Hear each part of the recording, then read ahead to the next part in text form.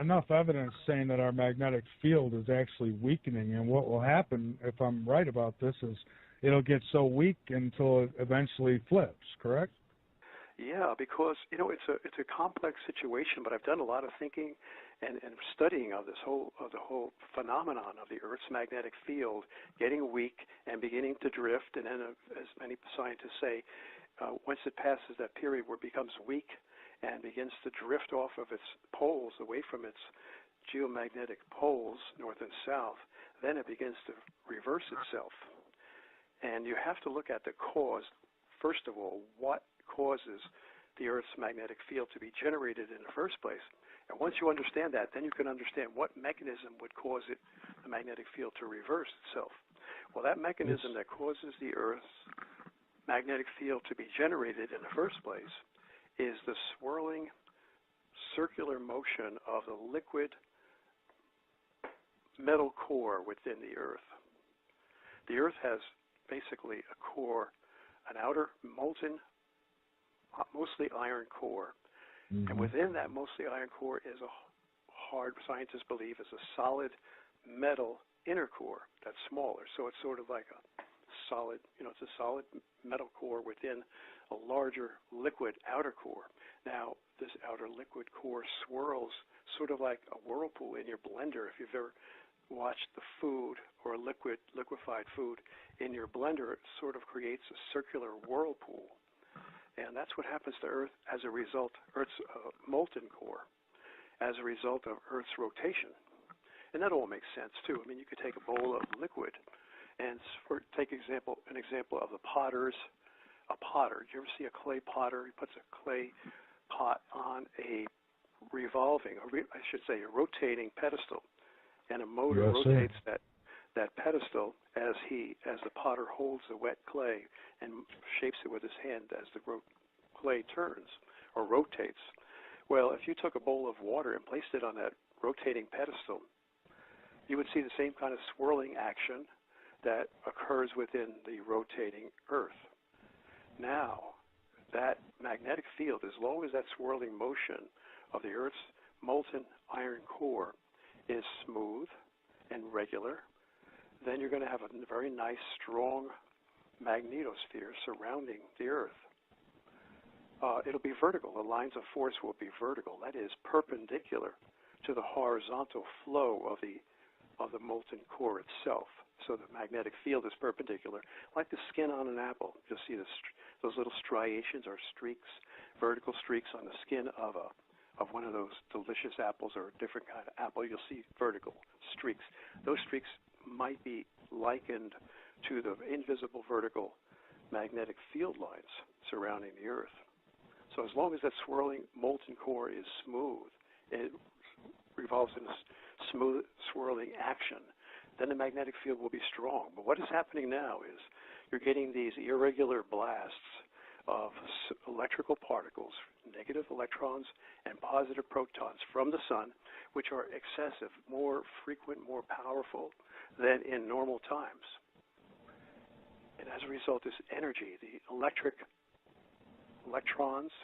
negative electrons and positive protons, strike the magnetosphere, sort of like a balloon. I'm likening that skin on the apple now to a balloon surrounding the Earth, and that balloon gets hit and it becomes compressed by the electrical energy, which is actually electromagnetic energy from the sun, because of moving particles, these streams of electrical particles from the sun, generate their own magnetic field. So you have a magnetic field from the solar wind jousting with the Earth's own magnetic field. And there's a clash, there's a dance between the two, and one pushes back against the other. And the net effect is that this energy from electromagnetic energy being blasted out from the sun feeds back, it's coupled back, just like an electrical transformer would couple electrical energy from the one coil of wire in a transformer to an adjacent coil of wire. Even though there's just an air gap, there's no electrical metal connection between the two coils of wire, they're both parallel to one another.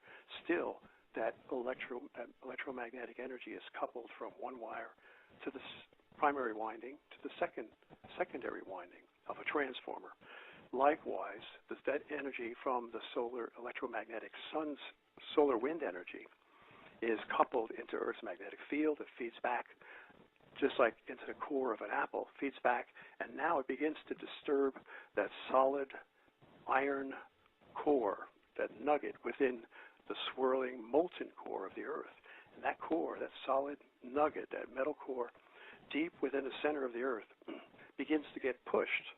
Actually pushed. There's a force, a magnetic force from this field feeding back into the Earth that is nudging that metal solid core off of its center point. This is my theory. No one else has really expressed this theory before that I know of, and I've just put it out. I've taken a lot of time to write it up very carefully, and this is again a theory, but it makes a lot of sense, because it conforms to the principles that I used to teach in physics and that I've learned in the study of physics. It all sounds very basic to me. Well, it does make a lot of sense, and there's enough evidence in history to show that the magnetic field has, flipped before, and that goes without saying. But what is the worst-case scenario? Now, I guess I don't want to use the word if this happens. It's more of when it happens. What's the worst-case scenario? Well, I can read you historical accounts, ancient historical accounts of when this occurred in the past, because, scientists, many archaeologists, I should say, are now revealing their studies indicating that these kinds of catastrophes have happened in the past, and they have been provoked by incoming comets. At several thousands of years ago, these things happened at numerous times in the past. So what I'll do, in order to answer your question, I'm trying to find some little quotations that I got from ancient historians. But, it's a little bit worrisome to hear about these things. But before I read them, know that there is a God who has created all of this. He's in control. God is in control of all these events. And God, I don't expect people to believe it now, but just remember it when the time comes, when the difficult times do come. Remember that God loves you. And God says He is bringing this upon earth in order to wake us up, to give us a really strong wake-up call. And if we respond by actually turning our minds and our thoughts to His invisible presence, then He will protect us from all of these catastrophes. So that's what I want you to know in advance of what I'm about to read to you. Quote, okay. From the writings of Pliny, P-L-I-N-Y, Pliny the Elder, an ancient Roman scientist, quote, a terrible comet was seen by the people of Ethiopia and Egypt, to which Typhon, or Typhoon, the king of that period, gave his name. This comet had a fiery appearance and was twisted like a coil, and it was very grim to behold. It was not really a star, so much as what might be called a ball of fire, unquote. So this is what these comets look like. And other people like James McCanney have spoken about their studies of what these ancients have recorded in their annals, various civilizations. The Mayan civilization of Guatemala, the Aztec civilization, the Incas of Peru, and also the Chinese. The ancient Chinese have recorded in their imperial annals, the emperor recorded these horrific events. They looked in the sky and they saw what appeared to be a dragon or a serpent. And basically what happens is the comet that enters our solar system is electrified. It picks up all of this plasma that is blown out by the solar winds. It becomes plasma saturated. So now you have an electrically charged comet, and that's what gives it its glow, its light, and develops a long tail because it pulls in, it's coming in through the outer entrance point, the outer gateway, so to speak, of our solar system, which is way beyond Pluto, way beyond the outer bounds of Pluto. And this spherical, glowing heliosphere is comprised of these positive, electrically charged protons, a whole gaseous cloud of them forming a huge sphere. So when any comet comes in from deep space, it's going to penetrate that wall of positive protons, and electrically sticky protons will stick to it, just the way your sticky electrostatically electrified particles stick to your hands. Styrofoam peanuts, packing in a box, sticks to your hands because it's electrically attracted to your body. So that's what happens to the comet. So the comet comes in, it's loaded with this plasma. It's glowing because of the electrified plasma surrounding it, and it pulls the whole tail of this plasma in with it. But as the comet is being drawn gravitationally closer to the sun, this comet now, its proton tail, positive electrically charged tail, begins to catch up with the comet's nucleus, the comet's nucleus itself. Because what's happening is the comet is coming closer to the sun, and the sun has this huge negative electron cloud around it. The sun is essentially negative. It puts out both positive and negative electrical particles, but it has more electrons than protons surrounding it, simply because the protons are heavier. Protons are 2,000 times more massive than an electron, so they go a lot farther out. When the sun sneezes out these protons and electrons, the protons are like a hardball, a baseball player hitting a hardball. It's going to go pretty far if he really gives it a good shot with the fat end of his bat. It's going to go into the bleachers. But if that baseball player hits a Nerf ball, one of those spongy Nerf balls, it's not going to go very far because it doesn't have much mass. Likewise, the electron, when an electron gets sneezed out by the sun, it doesn't go very far because it has very little mass. But the protons go very far. That's why the protons build up at the outer bounds of the solar system into this huge sphere called the heliosphere. And, so now the sun is largely negative because the low mass electrons tend to stay closer to the sun. They don't get whacked or sneezed very far out. Now this positive comet is coming sweeping in toward the sun. Its positive electrified tail is being attracted to the negative electron space charge of the sun, because we know opposites attract, right? Like men and women attract one another. Yeah. Likewise, this tail starts really accelerating because the negative space charge of the approaching sun, or as it approaches the sun, the negative space charge is pulling it with ever greater electric force. And now the tail begins to catch up to the nucleus, and it begins to look like a roller coaster or a serpent. It starts to, undulate. It looks like a bullwhip. It undulates, and that is the serpent effect that was noticed by all the ancient survivors of these catastrophes in the past. The Mayans said they saw what they called a plumed serpent. They called it Quetzalcoatl, or it might have been the Mexicans called it Quetzalcoatl, the plumed serpent. And the Chinese, on the other side of the world, the Chinese saw it and they called it a dragon. And to this day, the Chinese celebrate New Year's with a dragon dance. They have this wild costume that is, or a tent-like, tunnel-like cloth fabric costume that's red like a dragon, and they have men inside of it in a row or in a line, and they jump up and down inside of this costume or this tunnel-like red serpent costume. And it gives the appearance of the coils of a serpent as it's traveling in. That's dragon dance, which is now, they lost the understanding of where it originated. But that dragon dance itself represents a historical record of what their ancestors witnessed in the skies centuries ago. I see.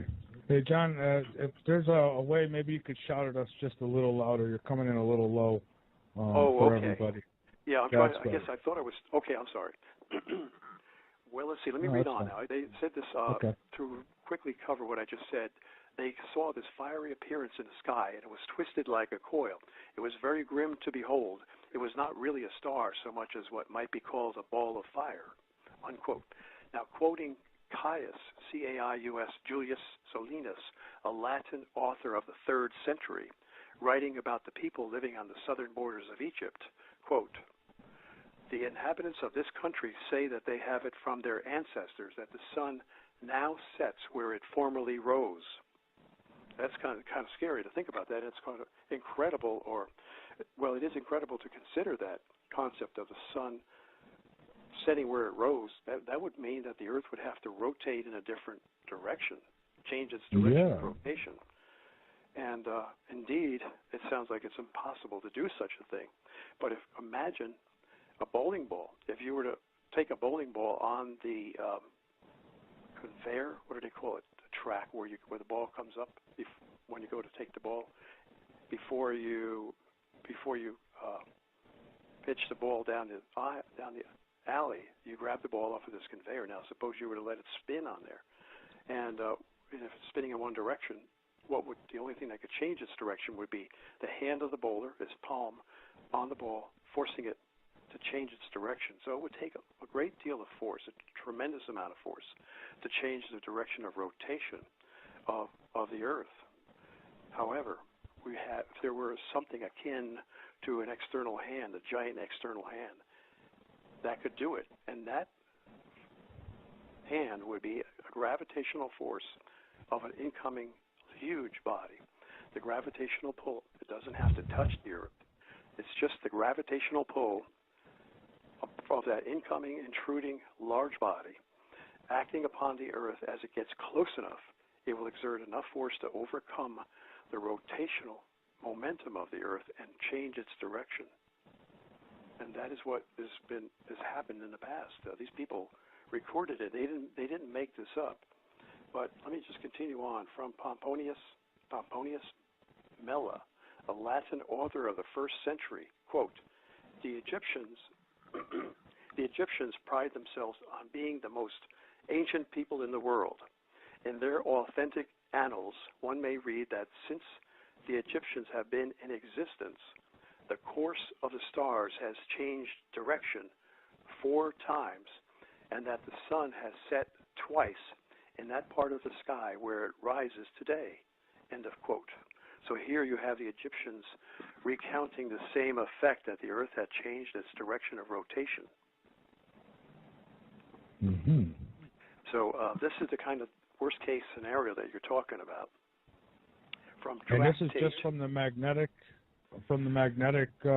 reversal? Actually, what happens to the Earth, in order for the Earth itself to change its direction of rotation, a large body, such as a dwarf star, which is, scientists believe Planet X is a dwarf star, a large body comes into our solar system. It gets gravitationally pulled in toward our sun by the sun's great gravitational force field. As it's being accelerated toward the sun, it has to pass over Earth's orbital path. And when it gets close enough, if it gets close enough to Earth, its gravitational force, just the gravitational pull alone, is enough to move Earth, to grab it sort of at a distance now. It's a grabbing force at a distance of maybe, say, 20 millions of miles. But that's still very close in cosmic terms. And that gravitational force is felt, exerted by this massive body coming in over a distance of millions of miles upon the Earth, and it actually wrenches the Earth like the hand of a bowler would move or change the direction of the spin on a bowling ball. However, you were right in mentioning the magnetic effect too, because not only is it a gravitational force that's exerted by the incoming passing body on the Earth, but it's also a magnetic force, because this incoming dwarf star has a magnetic field, just as we know that Jupiter has a magnetic field. Jupiter is almost a dwarf star in itself. And so it's not only the gravitational force of this intruding body jerking Earth and moving it off in a different direction of rotation, but it's also a gravitational force that locks on, like one magnet would lock onto another magnet. Earth has a magnetic field, and this object has another, even stronger magnetic field. So it's like a strong magnet getting closer to another magnet. And what is it going to do? That stronger magnet is going to move the other magnet, even though it doesn't touch it, at a distance. That's exactly what happens to Earth. Magnetic. And, I've seen a really good example of that on a documentary on the Weather Channel, which I'm sure you've seen, where it showed that a rogue planet or what have you, a big object would come through, and the push from it would actually knock Earth slightly out of its orbit, and which would, just the slightest bit, would change our weather patterns like you wouldn't believe. Yes, right. I've recorded that. In fact, I have to put that on my YouTube channel. That weather channel from the series. The series is titled "Forecasting the End," and it was really fascinating. The diagrams were graphic and showed everyone how logical it is. You don't have to have a scientific degree to see how logical it is that the gravitational force of a large body could do that, could actually pull at a distance a planet away from out of its orbit. And and they said when it comes in, even if it comes in first somewhere around the outer planets, Jupiter, Saturn, whatever. And I suspect that it's coming in around Jupiter, Saturn right now. But nobody really knows except the government and NASA. However, what they said in that Weather Channel special on rogue planets was that if it comes in, it could actually change the orbit of Jupiter. Now, if it changes the orbit of Jupiter, Jupiter is like a shepherd to the inner smaller planets like Earth and Mars. So if Jupiter's orbit gets changed by this incoming massive object, now Jupiter starts to guide Earth in a different direction and starts to pull on Earth's and pull it out of its normal orbit, which gives us ideal weather, and changes us to a more elliptical orbit that would cause us to be hot, extremely hot in the summer and extremely cold in the winter, such that life would be destroyed, food production would be ruined, and civilization and humanity itself would be decimated. So that's what happens with gravitational forces. Now, it's really of concern and very convincing to see what these ancient historians have said. Let me see, here's another quote from Tractate Sanhedrin. Now, the Sanhedrin were the Jewish council you read about in the Bible. The Tractate Sanhedrin, an ancient Jewish council. This comes from them, quote, 7 days before the deluge, the great flood, the Holy One, God, changed the primeval order, and the sun rose in the west and set in the east, unquote. So you have so many people, so many scholars or historians, writers, statesmen, religious councils from various civilizations. I just read from Egypt, Ethiopia, Romans, etc. They're all saying the same thing. The sun changed its direction of its rotation, so it rose in the west and set in the east. From the Holy Bible, quote. And if there's anything that I get out of this that's positive, is that the human race is still here, even though they have documented this happening in the past. So that's kind of a good sign. Yes, it is. I mean, the survival rate is supposedly pretty low. I mean, others, you've probably heard of James McCanney, and he talks about how the survival rate in the ancient civilizations during these catastrophes, very few people survived. Yeah. But, of course, those few people went on to foster the growth of a new civilization. And you know what the Egyptians said? They said that what happens is that everything gets wiped out, so high technology gets destroyed. You can no longer have all the technological advances that we've had today. I mean, people still have engineers and doctors, but many of them are killed.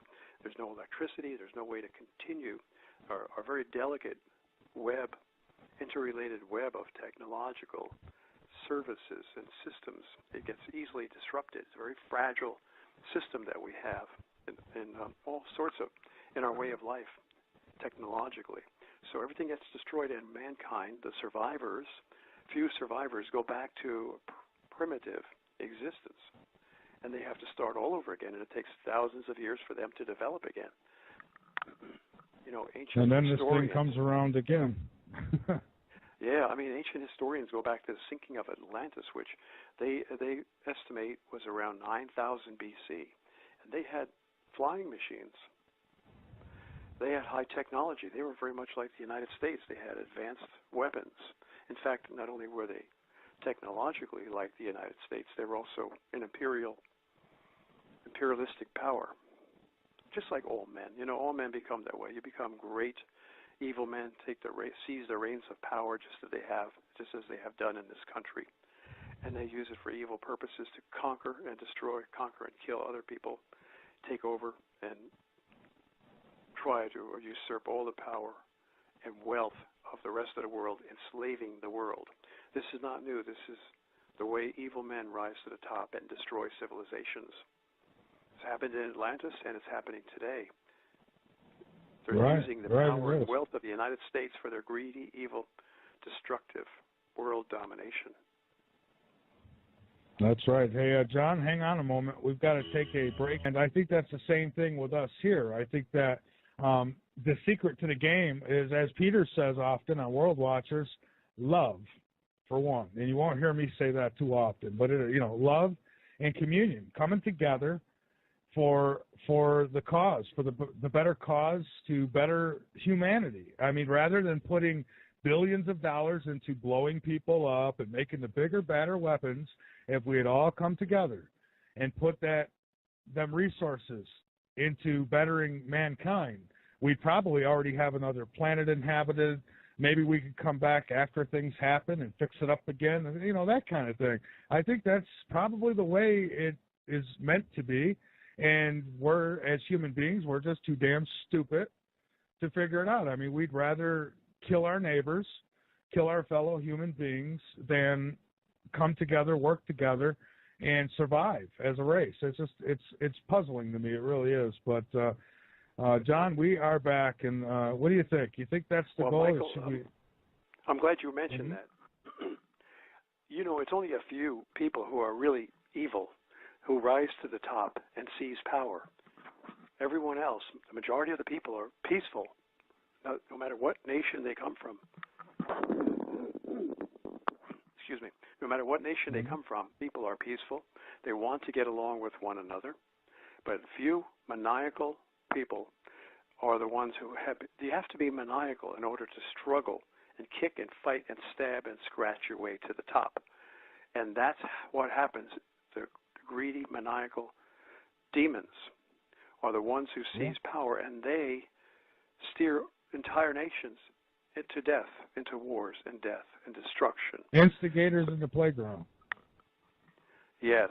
So what we have to do is become active. There are many people like you who are urging people to stop being lazy, because laziness feeds these evil rulers. It endorses them, it encourages them, empowers them.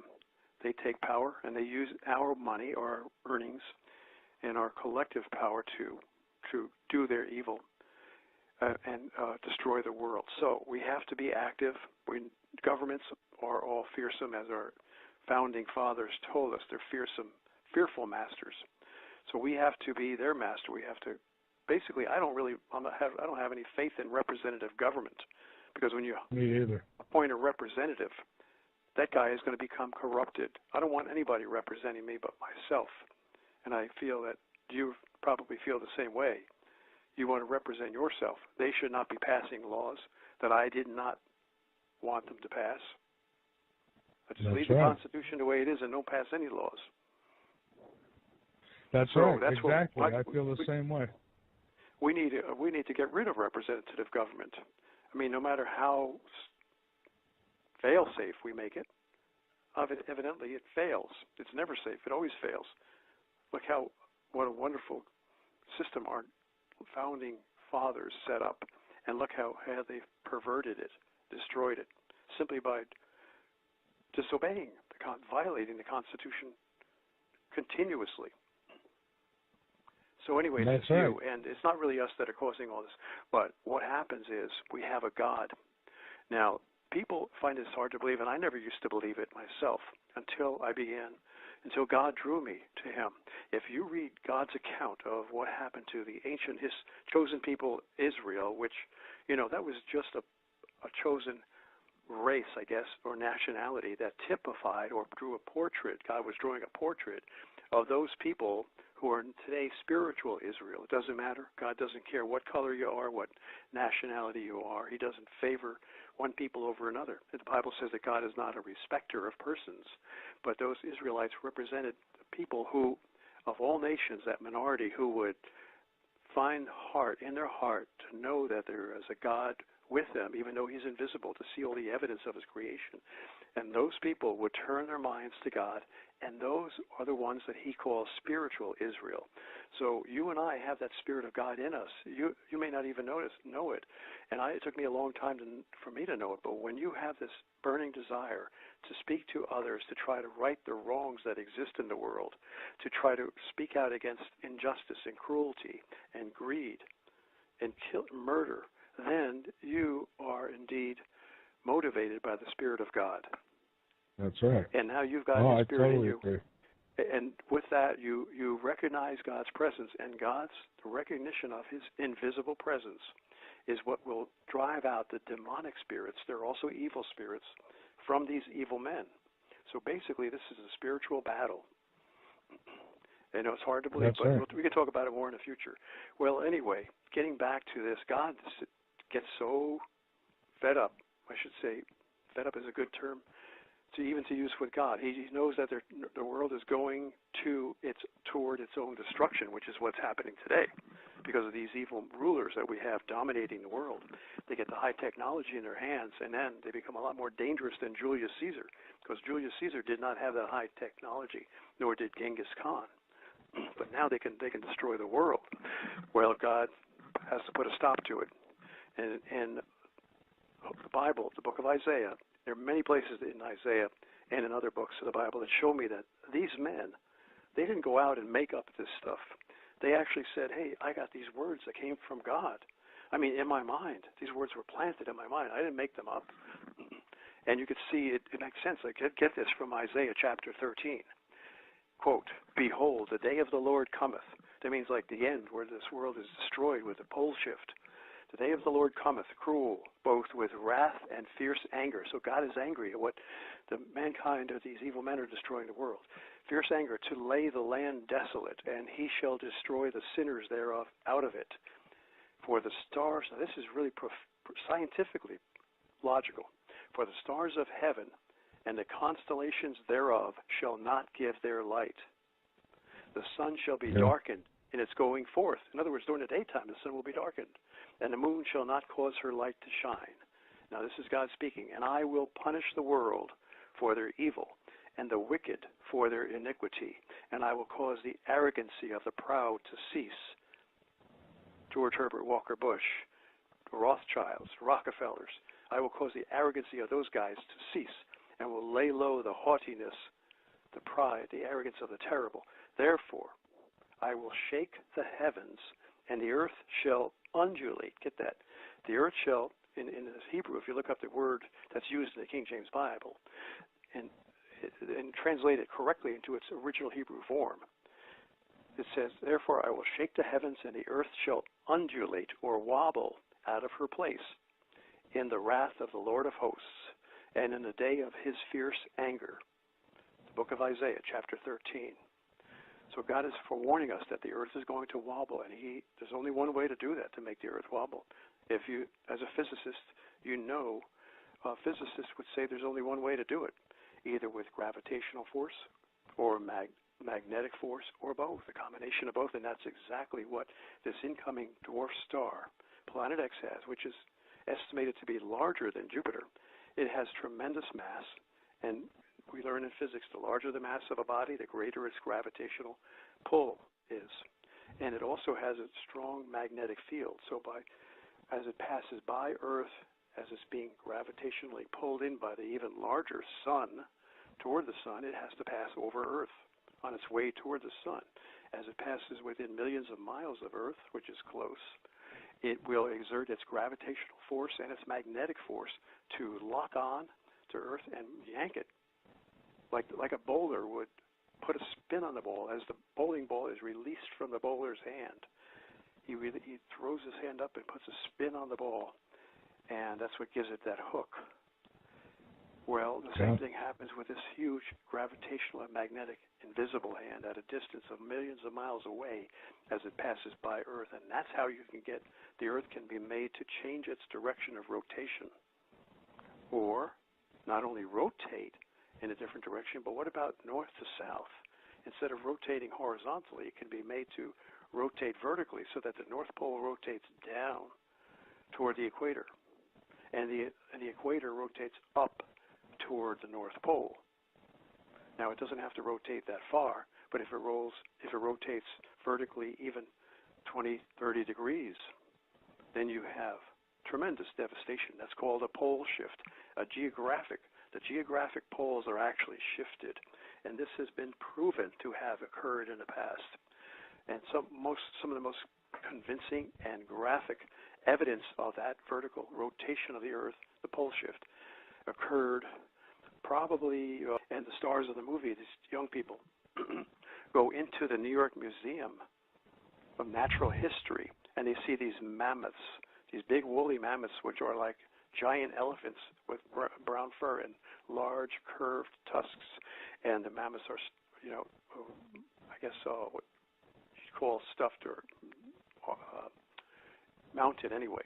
And then one says to the other, do you realize that these mammoths were found frozen under many feet of ice near the Arctic Circle with tropical vegetation in their mouths and in their stomachs? Now, that could only have happened having tropical vegetation in their mouth and in their stomach, yet being frozen in the Arctic tundra under many feet of ice. That could only happen if the Earth instantly or within an hour rotated vertically such that the tropical zone in which these mammoths existed moved in toward the North Pole or the South Pole and froze in a matter of an hour. These mammoths were still standing on their feet. They didn't even get a chance to roll up and curl up as any animal would do when it begins to freeze. It curls up into a ball and lays down on the ground, tries to get warm. So instantly froze. They were standing on their feet. It's amazing. And many of them were hundreds of them have been excavated from many feet of ice. They were buried deep under the ice. Yeah, so we know this evidence indicates that pole shift of the tropical region where these mammoths lived, that region got shifted toward the North Pole in a matter of, say, an hour or even less. At the same time, what was at the North Pole was what was at the North Pole then, just before the shift, was Toronto, Canada, Minnesota, the Great Lakes. That was at the North Pole. Because now the other side of the world was Siberia. So, what was tropical around, say, in Russia, southern Russia, got shifted northward with the mammoths up to northern Siberia, and they froze. At the same time, on the other side of the world, you had movement in the opposite direction. The North Pole moved southward. Toronto moved from the North Pole down to where it is now. So the Great Lakes were frozen. They began to thaw, and that's how we get the Great Lakes. So that's evidence of a pole shift that occurred. And that's 1 hour. I mean, that is amazing. I mean, there's no preparing for that. I mean, if that happens, you're going to be in the same boat pretty much the mammoth was. Surprise. Well, God tells us that. Yeah, God tells us though that before the great destruction that we speak about as this pole shift, people who are you still there, Michael? Can you hear me? Oh yes. Oh, okay. Okay. I hope I'm speaking loud enough. Yeah, now you are. It comes and goes. You get a little low and then you get higher. So if have you you could checked speak your nice and loud. Have you checked your equipment to make sure that it's set properly? I Yeah, feel like I I'm have. shouting at the. Oh, well, you're coming in fine now. So. Okay, good. Let's see. God says that before this great disaster occurs, people are going to know about it. God is going to show us signs. In fact, there'll be angels, believe it or not.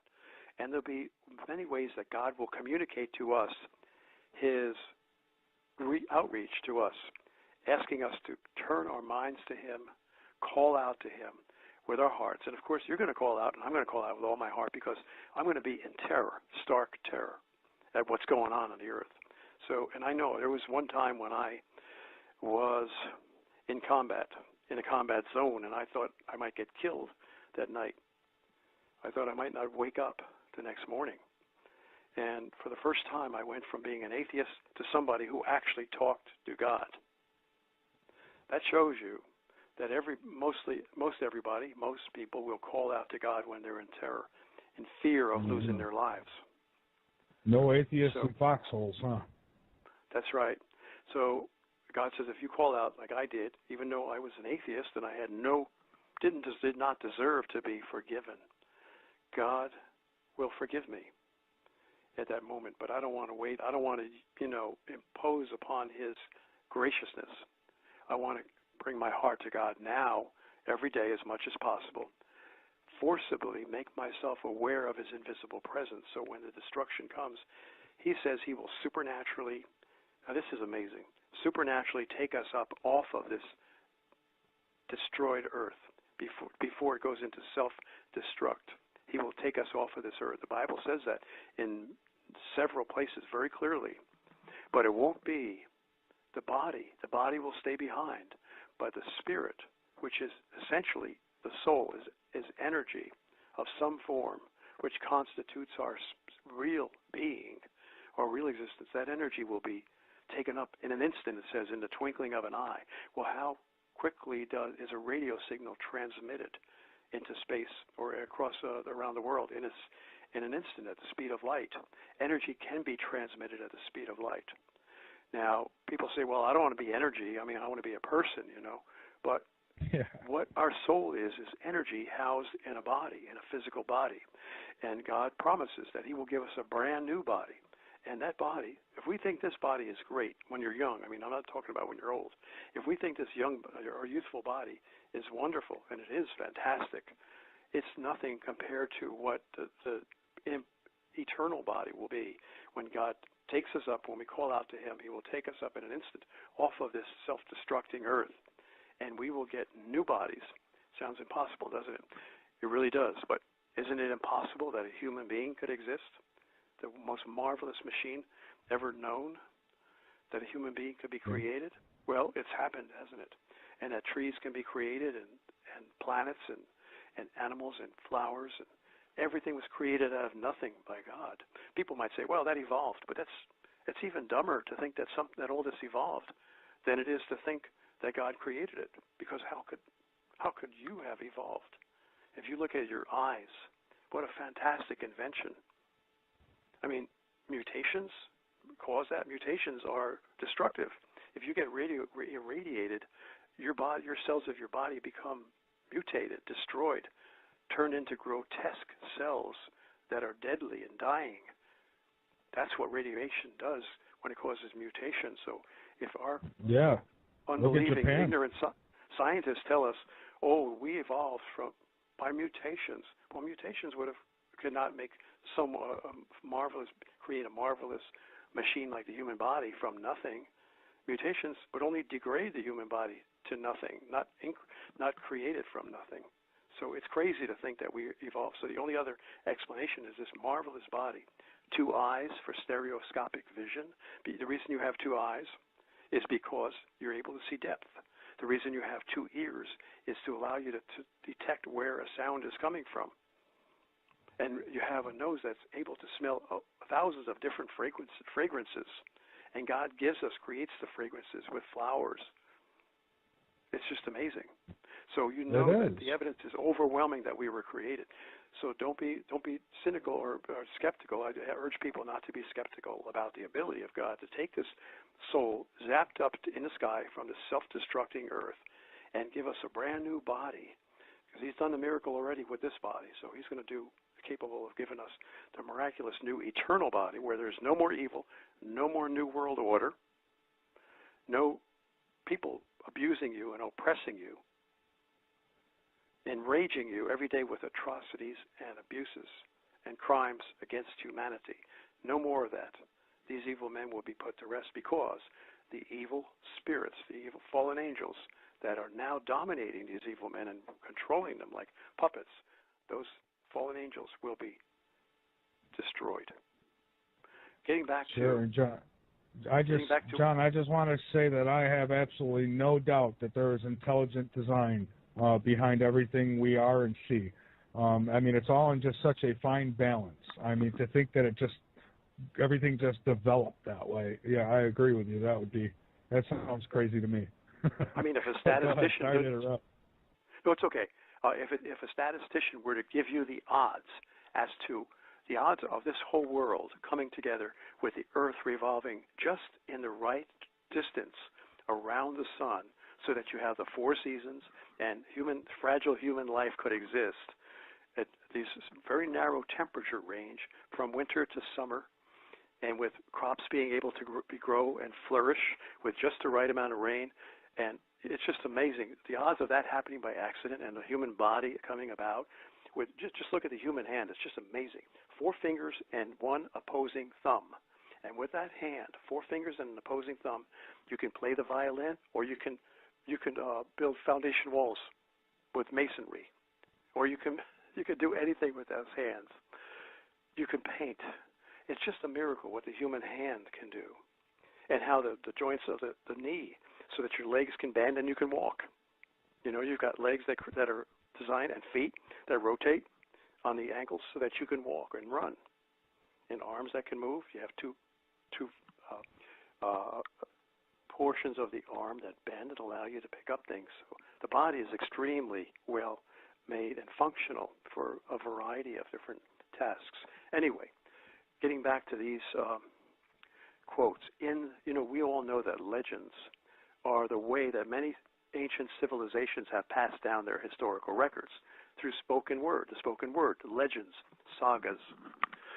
Well, in the legends of the Toltecs, Toltecs, who preceded the Aztecs in Central America, we read of a time when, quote, there was a tremendous hurricane that carried away trees, mounds, houses, and the largest edifices, notwithstanding which many men and women escaped, principally in caves and places where the great hurricane could not reach them. All this time they were in darkness, without seeing the light of the sun nor the moon, unquote. Here's another one from Edgar Cayce. Now, Edgar Cayce was the greatest prophet. It was just amazing the things that he prophesied in his sleep. He didn't even know what he was saying. He would go into hypnotic trance and be able to cure people whom he had not even met, and they were actually cured. In fact, his cure rate was so phenomenal, and he was so famous that his son Hugh Cayce, I have him on a documentary, his son Hugh Cayce says, they used to bring the mail to his house in trucks loaded with people pleading with him to help save their relative or save them from a disease that the doctors could not cure.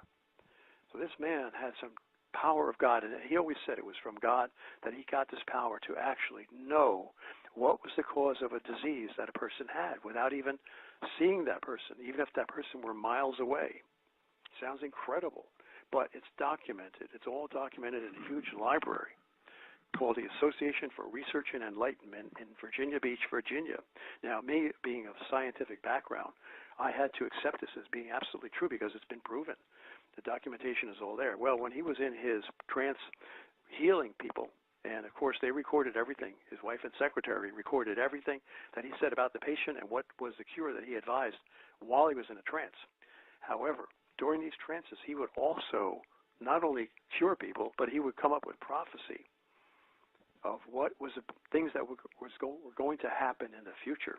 And I'm reading here from Edgar Cayce while he was in hypnotic sleep, quote, he said this, when there is great volcanic activity in either Mount Vesuvius or Mount Pelée, then the southern coast of California and the areas between the Great Salt Lake and the southern portions of Nevada may expect within the following 3 months an inundation of earthquakes. So when he was saying, when you see, keep your eye out. In fact, we should be doing this now. Look for volcanic activity in either Mount Pelée, which is in the Lesser Antilles in the Caribbean Sea, one of the islands there, Mount Pelée, or Mount Vesuvius in Italy. Either one of those, then within a few months, the West Coast is going to be rattled by some massive earthquakes. So if we want to avoid those earthquakes or warn people, just watch what's happening as a precursor, what's happening with these volcanic eruptions, either at Mount Pelée or Mount Vesuvius. Continuing on, from a worldwide address by Native American Hopi Indian elder Thomas Banyakya, quote, Nature and the spirit of our ancestors are giving you loud warnings. Today you see increasing floods, more damaging hurricanes, hailstorms, climate changes, and earthquakes, as our prophecies said would come. Why do animals act like they know about the Earth's problems, and most humans act like they know nothing? If we humans do not wake up to the warnings, the great purification will come to destroy this world, just as the previous worlds were destroyed, unquote. He's saying the same thing that we're saying here, that ancient historians told us of previous destructions, and the Hopi Indians echo that same statement. In the Syrian city of Ugarit, Syria, was found a poem dedicated to a celestial body which, quote, this celestial body massacred the population and exchanged the directions of dawn and dusk and changed the positions of the stars, unquote. That was on a tablet in ancient Syria. This celestial body massacred the population, wow, and exchanged the directions of dawn and dusk, meaning the earth rotated, changed its direction of rotation, and the sun rose in the west, set in the east. Now it's just the opposite. So all these civilizations are saying the same thing. The earth changed its direction of rotation.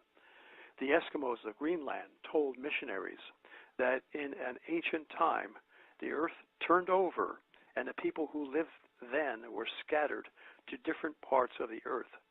And this was also quoted in the book Worlds in Collision by Dr. Emanuel Velikovsky, that, again, the earth turned over and the people who lived then were scattered to different parts of the earth. Now imagine taking somebody from Egypt and they get scattered to South America.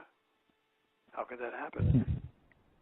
Well, when you look at the splitting of the continents, take a look at the map, and many people have noticed this strange congruity between the Americas and Africa and Europe, such that if you were to move Europe westward, it would match up with, like two puzzle pieces, it would match up with North America, Central America, and South America. Not exactly match up, because remember, when this great split of the continents occurred, certain coastal areas were sunk beneath the sea. So what you see above land is not an exact matching piece in the Americas with the coastal edges of Europe. It's not exact, but it's close enough to see that originally they were connected.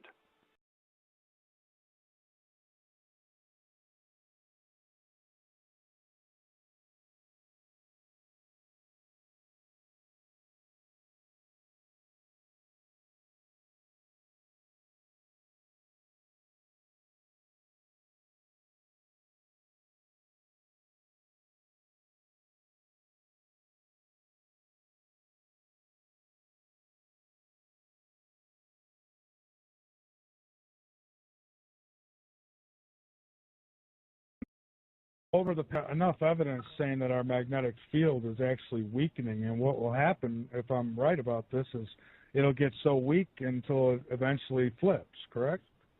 Yeah, because it's a complex situation, but I've done a lot of thinking and studying of the whole phenomenon of the Earth's magnetic field getting weak and beginning to drift, and then, as many scientists say, once it passes that period where it becomes weak and begins to drift off of its poles, away from its geomagnetic poles, north and south, then it begins to reverse itself.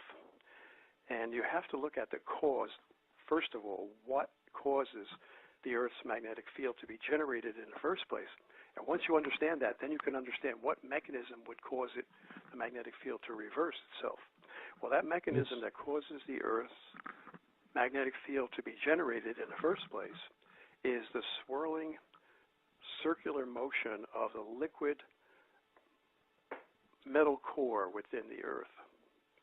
The Earth has basically a core, an outer molten, mostly iron core.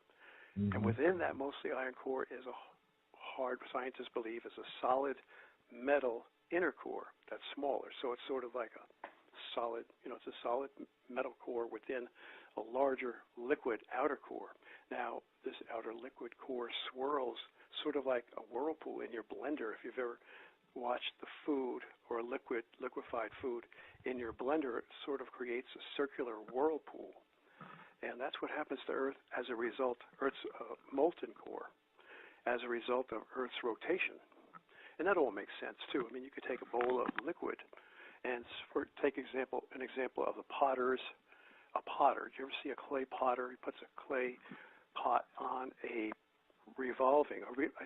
rotating pedestal, and a motor rotates that pedestal as the potter holds the wet clay and shapes it with his hand as the clay turns or rotates. Well, if you took a bowl of water and placed it on that rotating pedestal, you would see the same kind of swirling action that occurs within the rotating Earth. Now, that magnetic field, as long as that swirling motion of the Earth's molten iron core is smooth and regular, then you're going to have a very nice, strong magnetosphere surrounding the Earth. It'll be vertical. The lines of force will be vertical. That is perpendicular to the horizontal flow of the molten core itself. So the magnetic field is perpendicular, like the skin on an apple. You'll see those little striations or streaks, vertical streaks on the skin of one of those delicious apples or a different kind of apple. You'll see vertical streaks. Those streaks might be likened to the invisible vertical magnetic field lines surrounding the Earth. So as long as that swirling molten core is smooth, it revolves in a smooth swirling action, then the magnetic field will be strong. But what is happening now is you're getting these irregular blasts of electrical particles, negative electrons and positive protons from the sun, which are excessive, more frequent, more powerful than in normal times. And as a result, this energy, the negative electrons and positive protons, strike the magnetosphere, sort of like a balloon. I'm likening that skin on the apple now to a balloon surrounding the Earth, and that balloon gets hit and it becomes compressed by the electrical energy, which is actually electromagnetic energy from the sun, because of moving particles, these streams of electrical particles from the sun generate their own magnetic field. So you have a magnetic field from the solar wind jousting with the Earth's own magnetic field. And there's a clash, there's a dance between the two, and one pushes back against the other.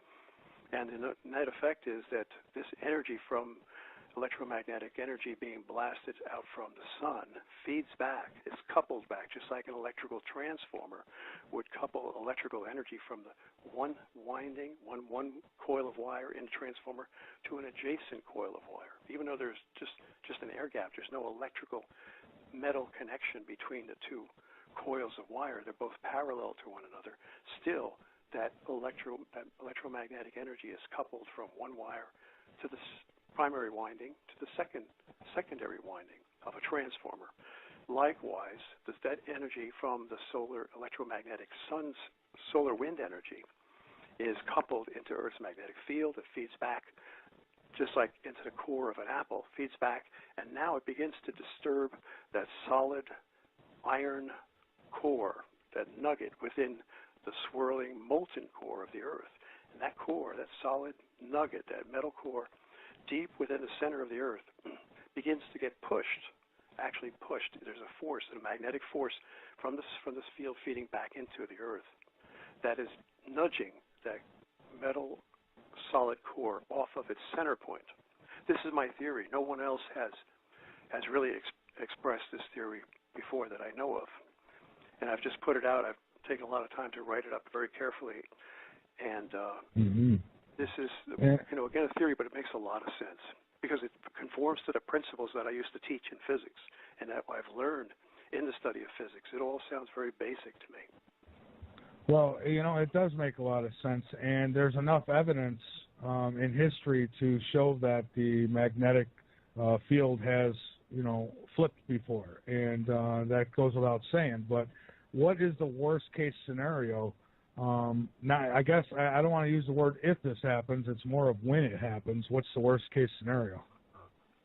Well, I can read you historical accounts, ancient historical accounts of when this occurred in the past, because, you know, scientists, many archaeologists, I should say, are now revealing their studies indicating that these kinds of catastrophes have happened in the past, and they have been provoked by incoming comets. You know, at several thousands of years ago, these things happened at numerous times in the past. So what I'll do, in order to answer your question, I'm trying to find some little quotations that I got from ancient historians. But, you know, it's a little bit worrisome to hear about these things. But before I read them, know that there is a God who has created all of this. He's in control. God is in control of all these events. And God, whether, you know, I don't expect people to believe it now, but just remember it when the time comes, when the difficult times do come. Remember that God loves you. And God says he is bringing this upon earth in order to wake us up, to give us a really strong wake-up call. And if we respond by actually turning our minds and our thoughts to his invisible presence, then he will protect us from all of these catastrophes. So that's what I want you to know in advance of what I'm about to read to you.